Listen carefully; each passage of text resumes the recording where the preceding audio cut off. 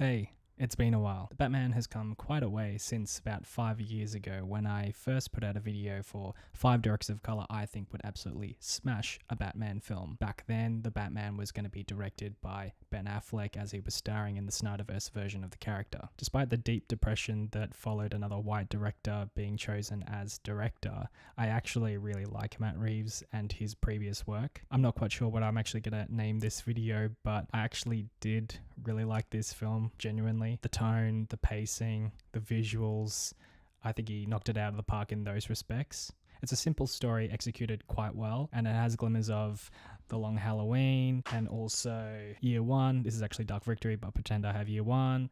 And then also Hush. Those are the ones that came to mind, and also they're actually the ones that I have, so maybe it's super mainstream. It also went its own places too, but enough of that.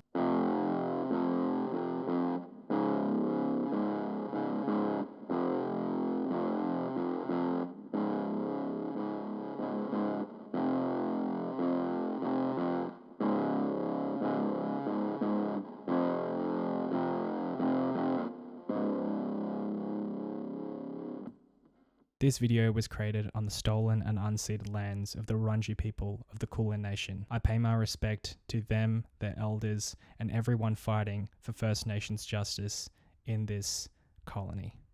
Fuck the colony. If you're into media criticism and comic books and also comic book films, you've probably come across the argument that Batman is a cop, a highly violent and well-resourced individual with a messiah complex who, rather than tackle systemic injustices, focuses on petty crime and bashing poor people. Some common points against this are 1. It's fiction. 2. Batman only fights supervillains and psychopaths. And 3. Batman actually doesn't get along with cops. I'll talk about these first broadly, and then I'll bring it into how it's relevant in the Batman. So 1. Fiction. Yes, Batman is fiction. Gotham is fiction. Well done. This is media criticism. We're talking about it anyway. It's not a super valid point. Let's get on with it too. Batman only fights psychopaths and supervillains. If you had to quantify this, I think that you'd probably find that most action within Batman comics does involve like B stories or introductory plot points where he is bashing up like low-level thugs for petty crimes. 3. Batman doesn't like cops. Really though? While Batman isn't the most direct bootlicker, he really isn't anti-cop. He's anti-corruption, not anti-cop. He still believes that cops are helpful.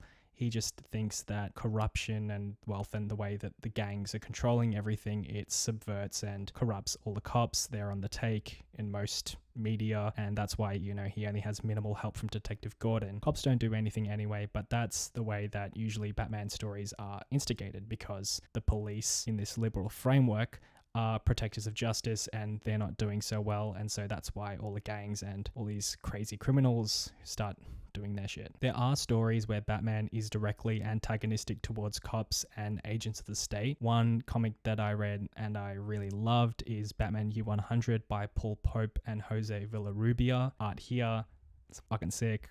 Please read it. It's super cool. Make that into a film. Oh shit! God damn! Cash shit!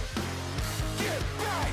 Now that we have a brief introduction and my general viewpoint, let's dig into the specifics of the Batman. Near the beginning of the film, Batman explains his ethos, and that's one of fear. He wants to instill fear in criminals in Gotham to either avoid doing crime at all, or when they commit crime and by seeing the bat signal, they're always assuming that he's in the shadows waiting for them. So they're going to be sheerly afraid, and hopefully that will lead to lower crime rates. We can prevent crimes. We can prevent petty crimes from turning into something worse. Neoliberal politicians are kind of the same when they channel the rhetoric of fear to create new draconian laws or extend laws that target usually poor people. The crimes that they focus on are not white-collar crime like wage theft and big capital theft that puts people out of homes and creates financial crises and does a lot of bad things to the most amount of people, but because they're not poor, then they're not targeted by it. Super predators, no conscience, no empathy. We can talk about why they ended up that way, but first we have to bring them to heel. This type of framework assumes that people are just bad and doesn't take into consideration that it's economic conditions that push people to commit crime. If you're hungry, you're obviously going to try and steal food. If you don't have a roof over your head, you're obviously going to be put to more desperate situations. and may commit crimes in order to do so, or what's considered crimes. It doesn't matter whether or not they're the victims of society. The end result is they're about to knock my mother on the head with a lead pipe, shoot my sister, beat up my wife, take on my sons. So I don't want to ask what made them do this. They must be taken off the street. Whereas there are people that are taking advantage of the working class every day, but it's not considered crimes, or it's just brushed away and not focused on. It's proven that prison doesn't seek to rehabilitate. It's only there to torture people and also to make big bucks for private and public prisons and line the coffers of these politicians. Bruce Wayne Pattinson, my lovely, sweet, beautiful emo boy. Thank you for giving representation to us nerdy incels everywhere in the world. Bruce's first discussion with Alfred mentions that there's Wayne accountants there to take care of his parents' legacy because Bruce won't. What I got from this is that Bruce is spending all of his money on crime fighting and all these incredible gadgets, whereas Alfred is concerned with keeping some amount of money so that they just don't go bankrupt, which feels like a way to downplay the general criticisms of the character of why he doesn't alleviate Gotham's poverty rather than create another Bazooka WMD or something. Given it's the first appearance of Pattinson's Batman, it makes sense that he's naive and hasn't quite considered what he's actually doing with his crime fighting. He says that he's not afraid to die, but of losing the people that are close to him, which is a general Batman line, which I like because it's considering other people, even though you want to abuse yourself because you're trying to deal with your past. He hasn't quite dealt with his trauma. Even after the final set piece where Batman saves the day, the conditions are basically the same. He mentions looting and the crime that will follow given the flooding that the villain causes in the end.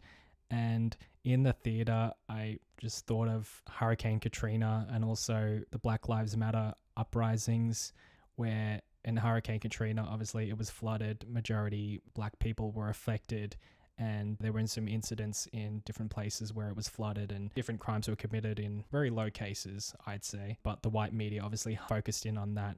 I hate the way they portray us in the media. If you see a black family, it says they're looting. See a white family, it says they're looking for food. And you know, it's been 5 days because most of the people are black. George Bush doesn't care about black people. While also they didn't offer any or minimal support to the actual people on the ground. Then you have the looters, and the looters almost exclusively are just there to do that, to loot. Now, people are like, well, what did you gain? Well, what did you get from looting? I think that as long as we're focusing on the what, we're not focusing on the why, and that's my issue with that. As long as we're focusing on what they're doing, we're not focusing on why they're doing. I don't believe in incarceration at all, but there is a huge double standard, obviously, within the US. And that was just something that was brought to mind. And I think that some of the other points I'll make, it doesn't seem far-fetched that that's perhaps in the back of the head of Reeves as he was writing this very, very minutely. And also that a lot of comic book movie fans that watch this will probably come to mind that, and they will actually come up with a reactionary thinking and come up with a more insular and alienated view of people and what can be done or what should be done. The world of the Batman is seemingly diverse. There's a couple of key black characters. There's Detective Gordon and Selena Kyle. There's also the mayoral candidate that's running, Bella Real, who I'll talk about later. There's also, in speaking roles, there was a doctor, a black doctor. There was also a Hispanic cop that had a few lines that eventually warms up to Batman. At the start of the film, the first action sequence with Batman involves this gang, and one of the people who has second thoughts is black, I'm quite sure, and also the person they target is a East Asian person. He's the only East Asian or non-black POC I generally saw that kind of had a line. Might be wrong, which is better than most films, so yay diversity. In a bubble, that's great. You know that I created this channel to champion on-screen diversity, but we need to be a bit critical about how race is actually executed in films when they actually want to mention race. So I'm not really bringing this in because it was mentioned in the film, so buckle up. It comes late in the movie where Selena is dressing down Batman and mentions that all these white privileged assholes are destroying the city. This is the first mention of race that I clocked in the film. Feel free to correct me if you noticed anything else. And this comes to one of the common defenses I was talking about where people say that it's fiction. But when you mention race, that denotes that whiteness exists. That means that all other racialized groups exist. And with the flag, that presumes that America exists. You lose that Americanized city out of time, that nondescriptness that a lot of the films and media try to get away with. What tribes and nations of indigenous peoples' land is Gotham built on? That's what I'm wondering. When you have the American flag, you also have to consider that. I wonder if Reeves gave any thought to the fact that Gotham is built on stolen land. When race is part of a world and you also have cops, it's not a leap to assume that anti-black and anti-indigenous oppression also exists, which means there's a history of dispossession, genocide, slavery, the prison industrial complex, straight up murder, lynchings, all the disgusting things you can think of that exist today.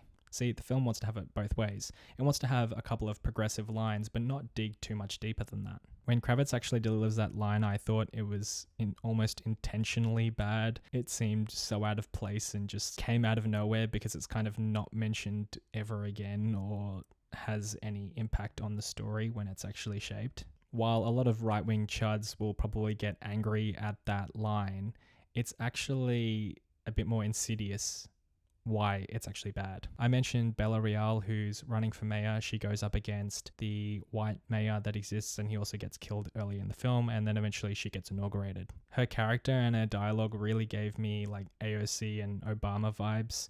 The poster looks quite similar to some of the branding that they've used. She continuously says that Gotham needs a change, there's corruption within the government, and she says that she can actually make a difference. I don't really like using the word identity politics, but this is identity politics in a nutshell. It's Kamala Harris, it's Obama, it's AOC. It's saying that somebody from a marginalized perspective is automatically going to be better than a person from a non-marginalized background, because they have the experiences. And while that's helpful, it doesn't actually matter if there's class distinctions and other factors which actually show that they don't actually support working class people, but will commit to the same injustices and continue the same structures. They have no interest in revolution, only reform, or at least the illusion of reform and progress.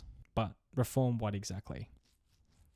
The Riddler is the villain of the film. He's targeting powerful individuals and asking the city as well as Batman to question why he's actually done this. Eventually we learned that all these victims were actually siphoning money from Renewal, which was a fund created by Bruce Wayne's parents, and they were going to use it to fund orphanages and other philanthropic endeavors while Thomas Wayne was going for mayor. But before he could become mayor, the parents are killed, which is Batman's origin story, and the money gets lost. One of these philanthropic endeavors is a orphanage where the Riddler grew up because the Waynes die and the money is siphoned off by these corrupt people. The conditions in the orphanage stay as they are. They're horrible and they create the conditions and why the Riddler is so angry. And I find that motivation pretty reasonable. You grew up in care in a horrible system. You're promised something by politicians. It never eventuates and your circumstances become worse and worse. In any other film, this would make the Riddler a vigilante or an anti-hero like the Punisher.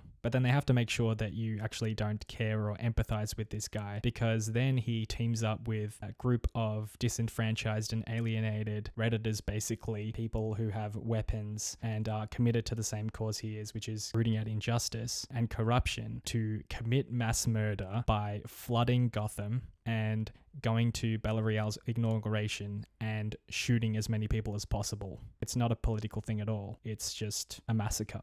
I'm not quite sure how that adds up for the person that's so methodical and was targeting people because of some specific actions that actually created poor conditions for a lot of people. And Matt Reeves, I know you're watching this, and I just want to say that most gun violence is committed by cops.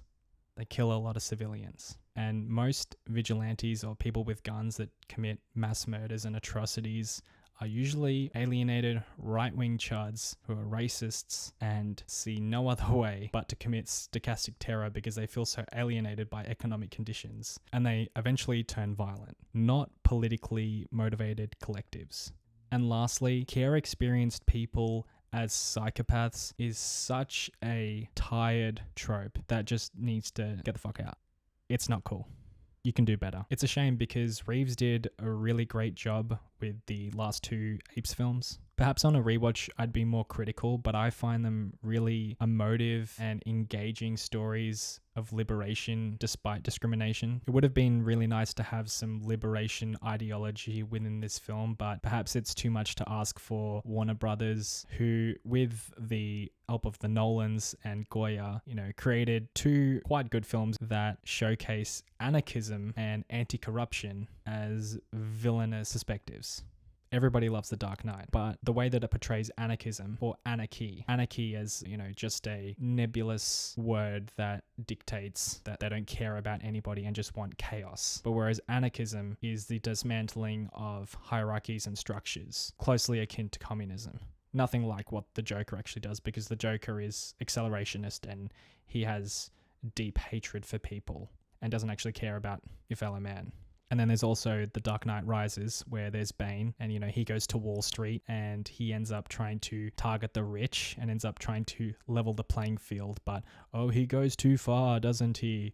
Oh, what a bad man. And obviously he makes a bomb and all this crazy stuff, right? And I do really, really like those films. But it's interesting because Batman always has to uphold the status quo, even though he's fighting to make change. However, writers don't seem very capable to imagine him actually being a person that actually creates some systemic change, because obviously then they can't make another film. But also, why don't you create a good story? Why can't he actually do something of note? Like in The Dark Knight Rises, there's a chance for his death, or Bruce Wayne and Batman's death, supposed death, to actually mean something, because there's all those poor people that are, they're going in those mansions and they're living it up because they've never experienced this stuff. And it's really interesting that in the end they have the cops teaming up with some regular citizens. Fuck that, man. This film, as well as the previous Batman films, have put in the cultural zeitgeist that a lot of leftist ideologies are actually, or adjacent ideologies, which makes a lot of people reticent to engage and actually understand why the world is so fucked up. Cops are pretty prevalent in Batman media, and the Batman is no exception. There's a couple of outright identified crap cops, but it's only noted that they're bad because they're corrupt, they're involved with the drug trade. It doesn't identify that cops are bad in and of themselves, because it shows Gordon, he's the good cop, he actually has, some type of morals. But like I was saying, when you indicate that race exists, it doesn't want to tackle that race exists beyond mentioning that there's whiteness, but nothing else, right? And in this film, for the most part, he actually does really play nice with cops. There's like one scene or maybe like two scenes of antagonism. One is a little bit physical, but that's because he gets captured and they're trying to get some answers from him. An initial one is, why are you helping investigating, blah, blah, blah, blah. But then a lot of them warm up to him and he doesn't really have anything interesting to say about why cops aren't working. We can assume that he thinks that cops as an institution are actually good. It's just that when they're not corrupt, then they'll actually work, which is just liberalism. We should all agree the answer is not to defund the police, it's to fund the police. Fund them. Fund them. If there are conditions in which Batman has to exist, usually it's because cops aren't doing their job. And then, like I said, that infers that cops are actually doing good jobs anyway, or that they can actually prevent crime, which they can't, because it's economic conditions that push people to commit crimes. And if theirs aren't being alleviated, it doesn't matter if your cops are corrupt. It doesn't matter if they're corrupt or not. They're just going to keep going. Corruption is a really easy answer, rather than identifying that the key issue is capitalism. It was just an ice cream truck. It's not even that hot today. While it's pretty cool to be a white person who thinks they're a ninja with incredibly expensive gadgets built to pummel working class people to the ground, that's not how we're going to solve things. We're going to solve things by creating collective power, dual power, by joining organizations, by joining unions, by antagonizing against the very forces that seek to make life horrible for most people, while a minimal amount of people have such incredible wealth. The world is really, really fucked up, and we're going to make it better. And we can make it better when we can make it together. So when stories say that collectives can't do anything, or that they're reactionary and that they automatically will do bad things and we need individual people to save us, it's when we're in collectives that we can actually make change. My hope for you, dear viewers, is to create stories that imagine better worlds and combat cultural hegemony. Dismantle the superstructure in any way you can. Capitalism is dying, it's in its final stages, and we will win. It's just a matter of when. I usually end these with reiterating that you can be critical of media, yada yada yada, but you're an intelligent human being, and you're better than that because you've stuck this far, so thank you.